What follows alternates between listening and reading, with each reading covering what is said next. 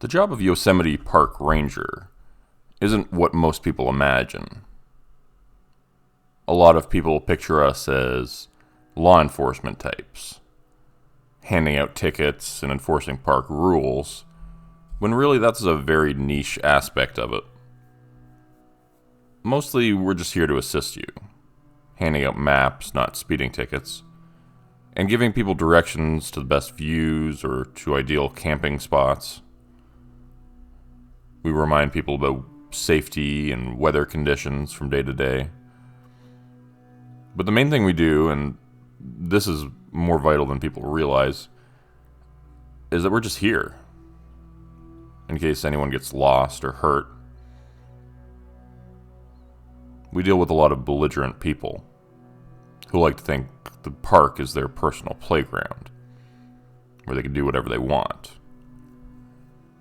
It's my job to remind them to follow the rules, to dispose of their trash properly, to pick up after their dog, and to clip its leash back on while walking the trails.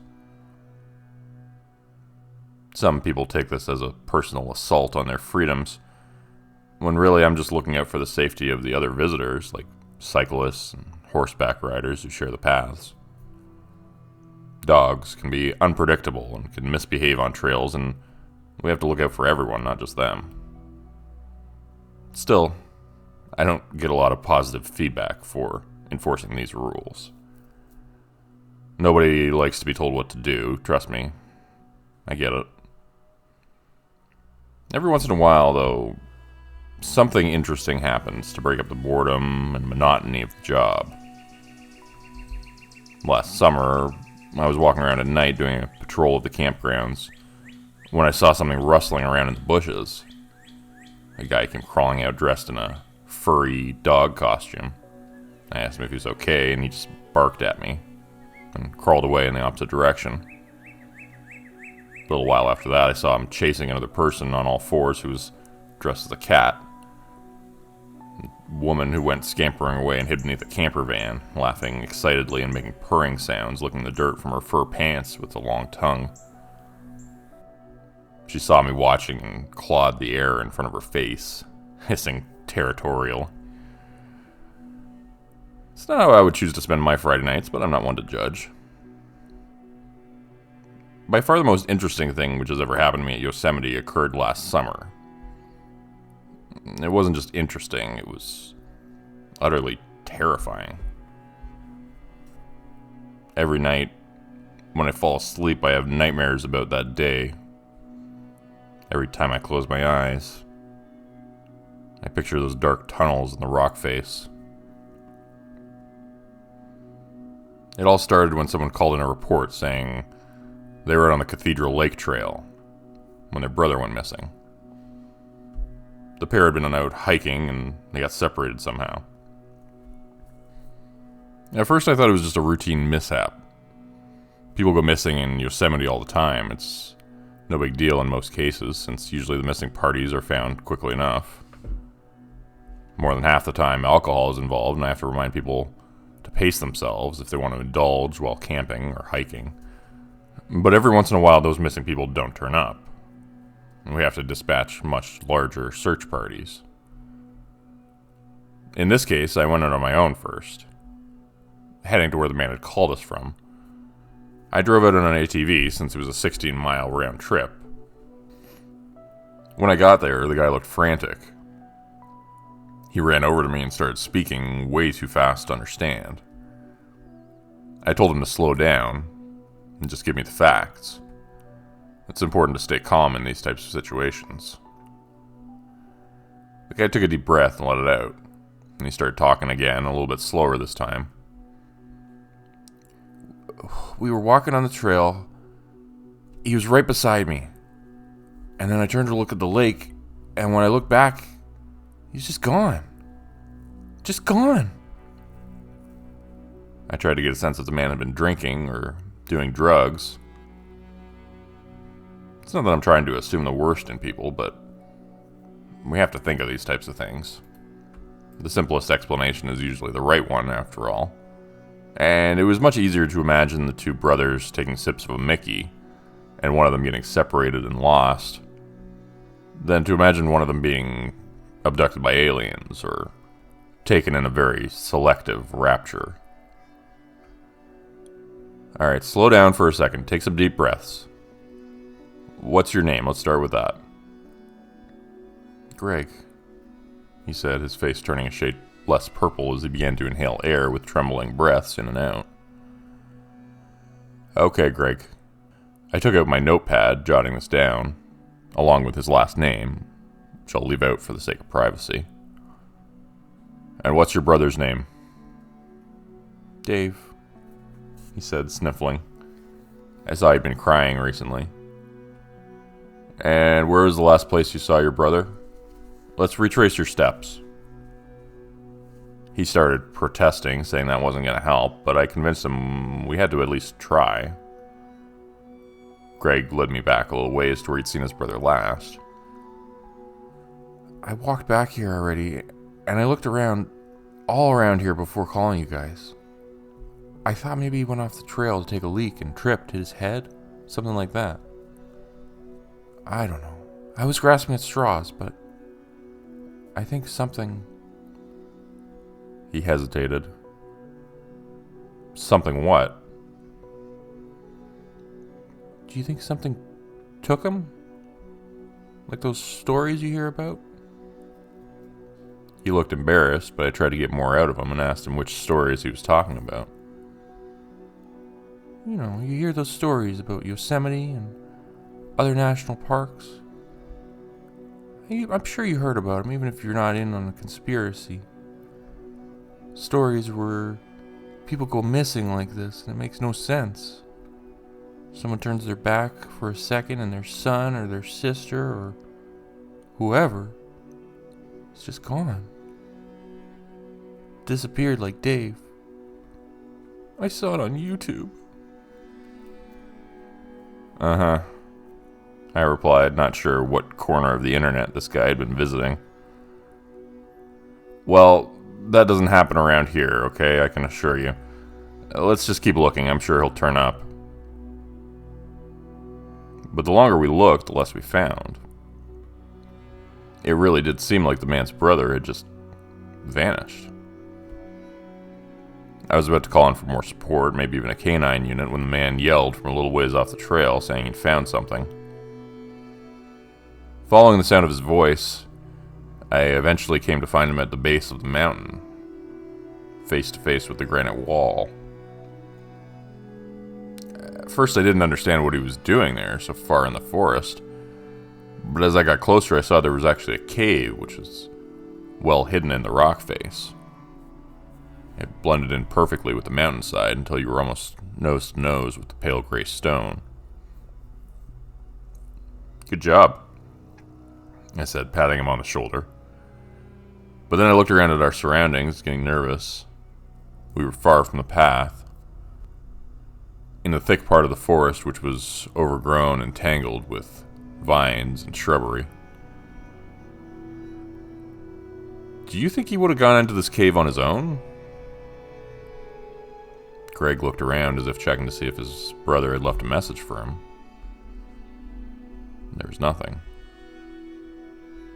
I don't think so. It's not like him to just leave me on the trail alone. Especially not for this long. If this was a prank or something, he'd have come back by now. I can just tell something's not right. Has your brother played pranks on you like this before? I asked. The man was in his 20s, and his brother was probably of a similar age. Young men occasionally got lost or injured trying to scare each other by pulling pranks or filming videos in the woods. It was rare, but it had happened before. Once or twice, he admitted. I didn't call you guys for a while because I thought he was messing with me. I wouldn't put it past him. But not for this long. I was getting annoyed. Mosquitoes were biting my neck, and I was sweating in the heat of the afternoon, after marching through the foliage for hours.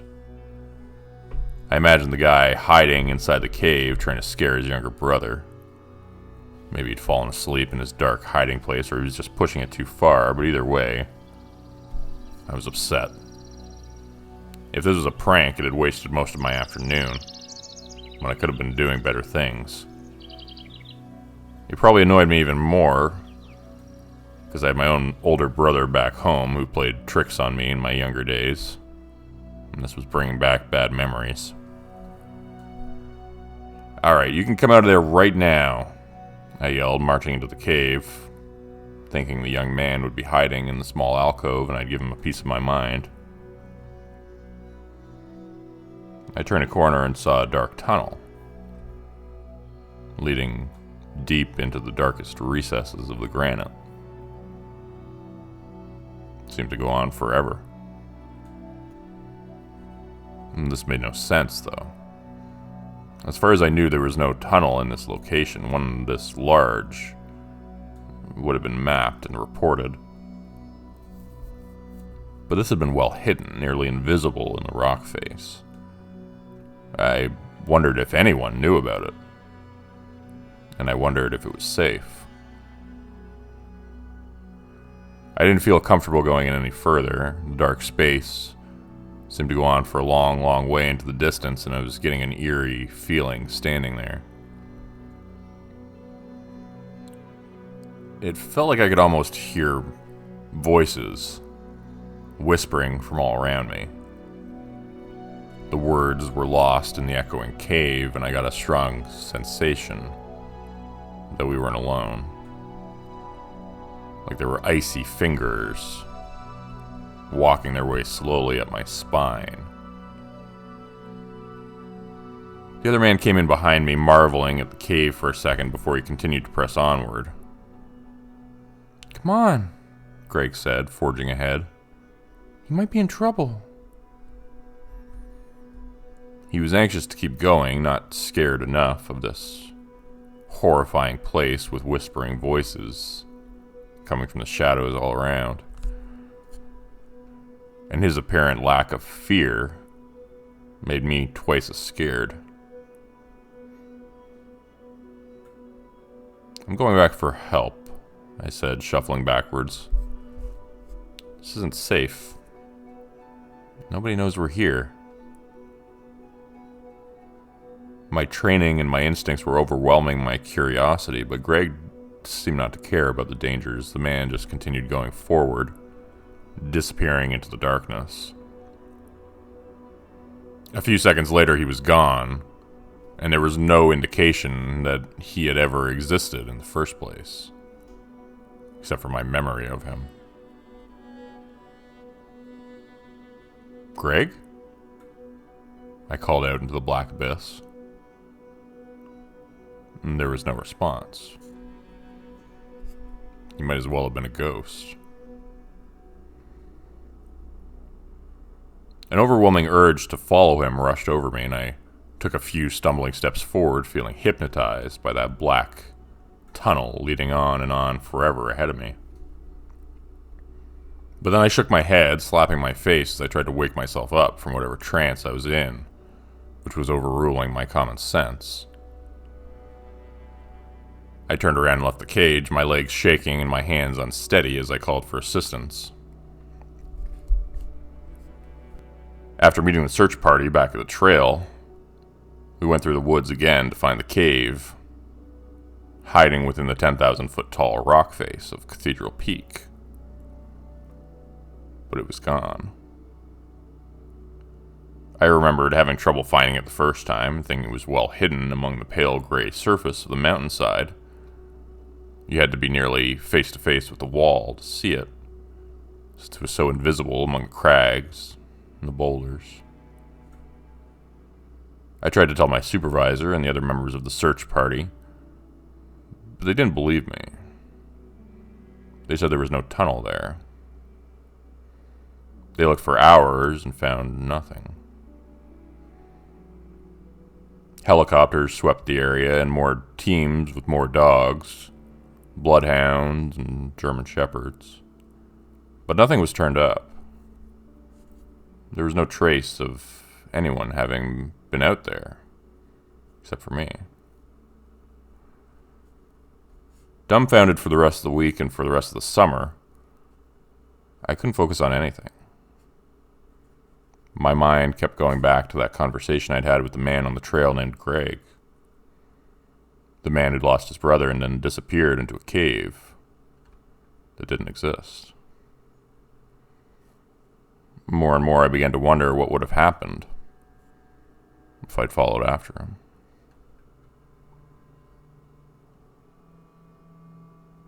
It took a full year for me to build up the courage to go back out to that exact same spot again. It happened to be on the same date, around the same time of day. Only this time I wasn't on duty. It was my weekend off. So I had plenty of time to comb the area for clues. My backpack was full of provisions, and I had enough to last for a night or two in the woods. Maybe longer if necessary. Somehow I knew. I just had a feeling that if I went back on that day and at that time, it would be there. The cave that didn't exist. Cathedral Peak loomed above me, getting larger as I made my way through the forest, moving toward it. The gray clouds above were shrouding the sun in darkness, while the thickening canopy blocked any remaining light from overhead.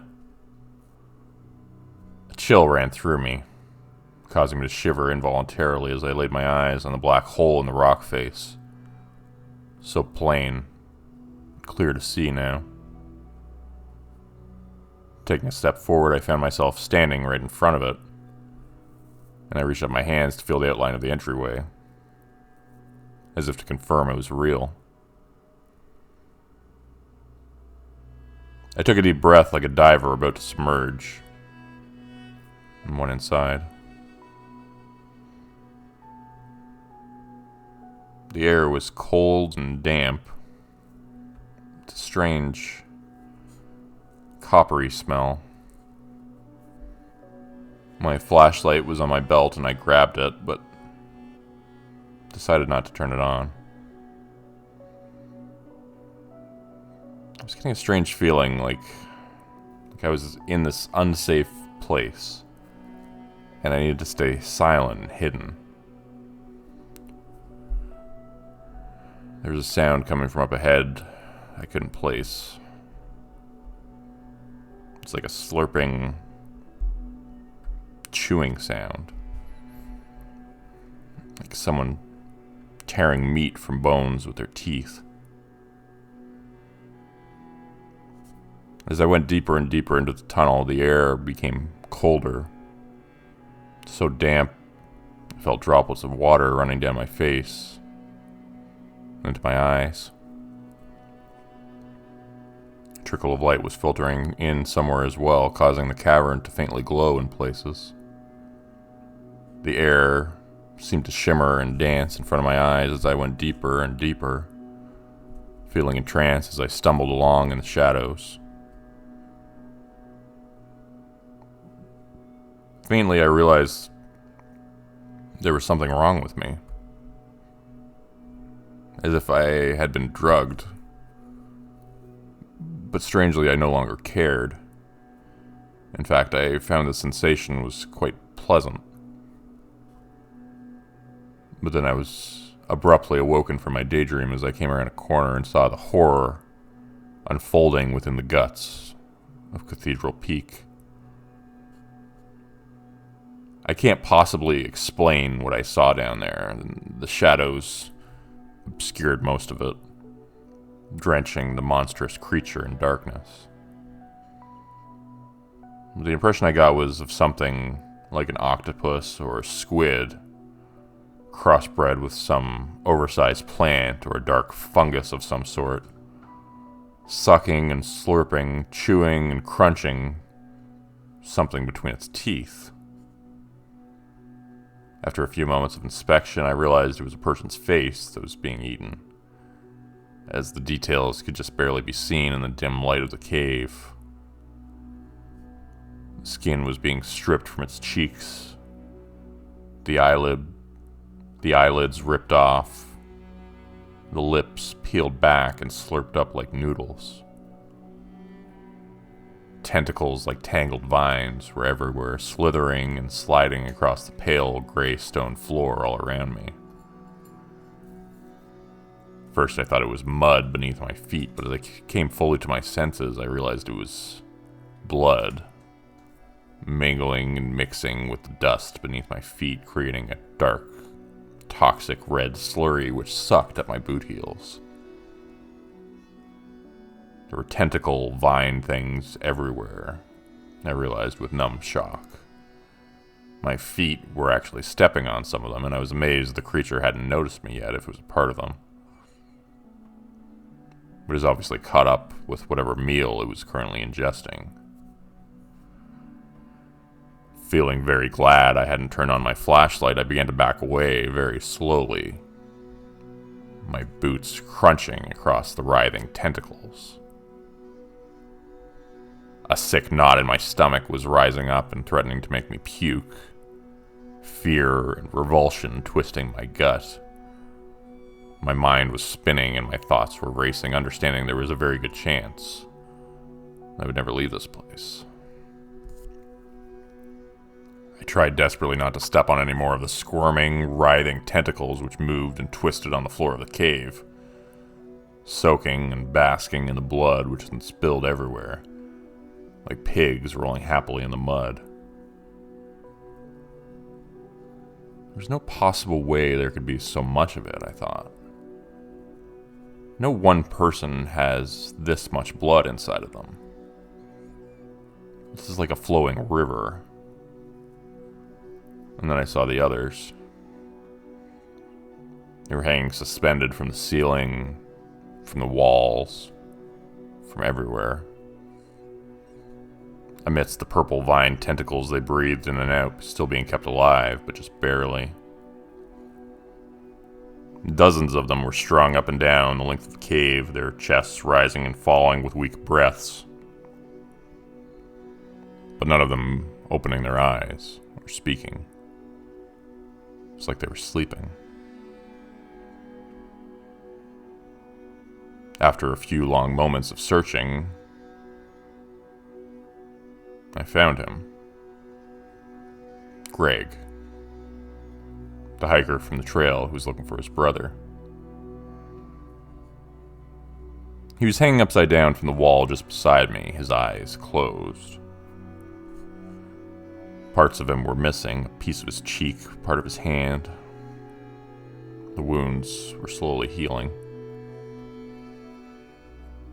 The creature, whatever it was, kept its victims alive down there, I realized. It was ingesting them slowly. Perhaps even using other pieces of its victims as nutrients to feed the ones who were dying of starvation. Like an otherworldly pyramid scheme built of blood and human remains. Shaking that mental image away, I grabbed Greg's shoulder, hoping to wake him up quietly. His eyes shot open a second after I touched him, revealing only the whites. And he began to screech. And I don't mean screeching like he was screaming out of fear or pain or anything like that. This was an inhuman alarm cry, which signified to me immediately that there was no shred of humanity left in him. He was now a part of the hive mind of this creature and its tentacle army. As his head turned on a swivel, I saw smaller tentacles were wrapped around him, going into his brain and into his neck, invading his ears and eyes, and drilled into his spinal column as well. I screamed involuntarily seeing these details, and heard the creature in the tunnel as it recognized my presence. It wasn't fast, whatever it was, but it was huge. And I was in its home. The cave shook around me, dust and pebbles falling from the stone ceiling as I backed away from the hiker, and he continued to shriek. Beneath my feet, the vines were suddenly moving quickly, sliding around so that I couldn't find any balance, whipping back and forth. As soon as my shoes found purchase on the stone floor beneath me, I began to run. The tunnel was alive all around me now, the vines twisting and bending towards me, reaching out like greedy hands, trying to grab me as I raced past. Looking over my shoulder, I saw the amorphous creature's central girth was finding its way through the cave and was moving my way a lot faster now than I would have thought possible. But then again, I wouldn't have thought any of this was possible before living it. The light of the entryway was just up ahead, and I could smell the fresh air, I could see the sun. And then my feet suddenly slipped as if someone had pulled a rug out from under me, and I went crashing to the ground, face first. My jaw closed hard, and I bit my tongue, causing it to bleed, the taste of copper filling my mouth a second later. I tried to get to my feet. The mental image of those poor, trapped people could be seen clearly in my mind's eye. Thinking back, I think the creature, whatever it was, it needed us to be unsuspecting. If we were aware of what it was doing, its hypnosis wouldn't work. Maybe it was like a chemical it released to cause people to want to explore the cave, like a pheromone that insects use to communicate, only geared towards people. But it didn't work well if you knew about it, and if you understood what the creature's purpose was. Still, it released some more of that pheromone or whatever chemical it was using to lure people in, and I actually felt my legs grow a little heavier. My eyelids, too. There's a powerful urge to rest now, and it felt like I had suddenly just worked 3 night shifts and really, really needed to sleep. But then the wave of hypnosis passed, and I felt the rumbling of the ground beneath me, and that broke me from my trance again, causing me to scramble to my feet from the cave floor and run. As I neared the cave entrance and sprinted toward it, leaving my backpack far behind in an effort to lighten the loads, I saw the rocks were actually closing in, narrowing the gap. The entryway was shrinking somehow. It was the vines, I realized, that they were what was camouflaging the entrance, their color changing to match the pale gray stone. I picked up my pace, the twisting forms beneath me making it even more difficult. I didn't dare risk a glance over my shoulder, feeling the rumbling of the floor and knowing that the bulk of the creature was just behind me, closing in. With the gap of the exit narrowing even further, shrinking to the size of a dartboard, I dove headfirst into it, imagining my face slamming into a sheer rock wall as it suddenly turned to stone right in front of me, sealing me into this little dark labyrinth of suffering forever with the rest of these tortured souls.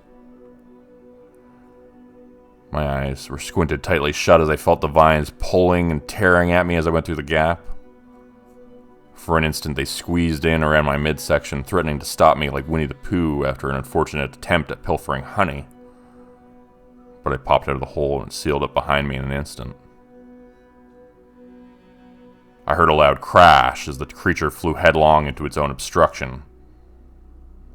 The trap it had created for me to keep me there had hindered its own escape, preventing it from chasing after me. I could hear it thrashing and clawing at the vines, desperate for more flesh to sustain itself.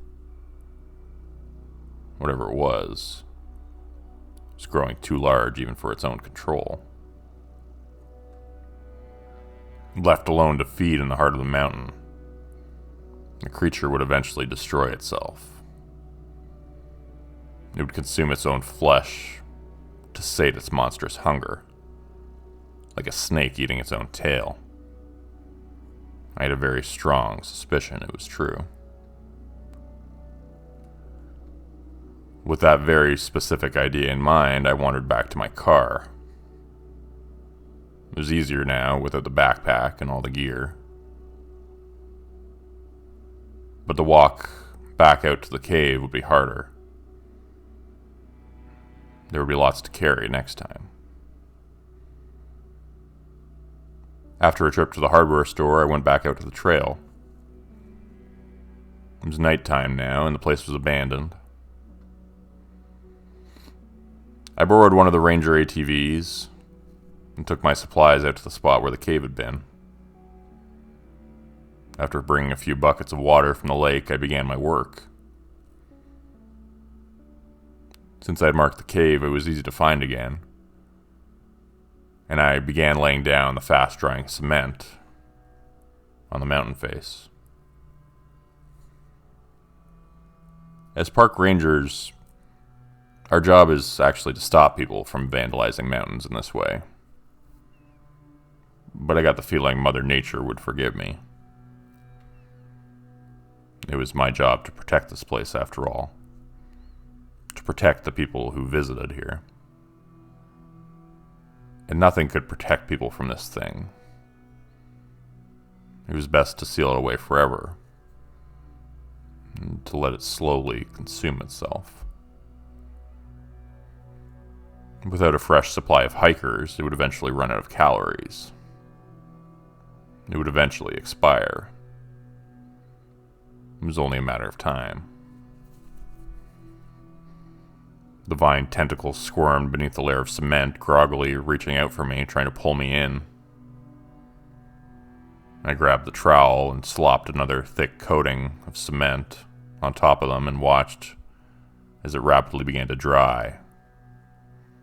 The tentacles began to smooth out and settle back down again, falling asleep, and looking very much like the rock face of the mountain again. That inhuman shriek could be heard from inside again. Much louder this time.